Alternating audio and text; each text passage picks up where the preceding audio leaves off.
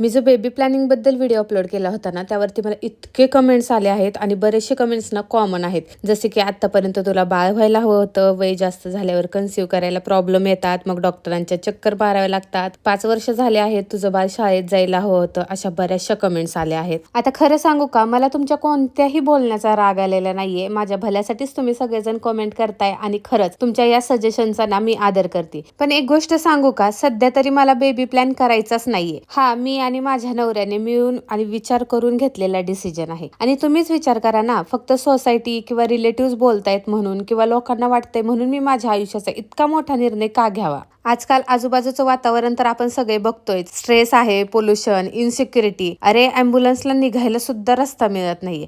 इतकं पॉप्युलेशन वाढले. खरं तर पॉप्युलेशन वाढलंय म्हणून मी बेबी प्लॅन करत नाहीये हा मुद्दाच नाहीये. पण विचार करण्यासारखी गोष्ट तर नक्कीच आहे. आणि या सगळ्या गोष्टी असताना आपण एखाद्या छोट्या जीवाला या जगात आणणं तर मला पटत नाहीये. आणि जर का मला ही गोष्ट पटत नाहीये तर मी ती का करू. आणि मला असं वाटतं, आपल्याला जर का एखादी गोष्ट पटत नसेल तर त्या गोष्टीसाठी नाही म्हणणं सुद्धा बरोबर आहे. यात काही चुकीचं नाहीये. खरं सांगायचं झालं ना, तर आई होणं ना खूप सुंदर गोष्ट आहे बरं का, पण आई न होणं यात काहीच चुकीचं नाहीये. आणि हो, हा माझा पर्सनल डिसिजन आहे आणि मला असं वाटतं की प्रत्येक मुलीला तिचं आयुष्य तिच्या पद्धतीने जगण्याचा ना पूर्ण अधिकार आहे. त्यामुळे मला असं वाटतं की या निर्णयासाठी तरी तुम्ही सगळ्यांनी मला जज करू नये. भेटू उद्याच्या ब्लॉगमध्ये. बाय.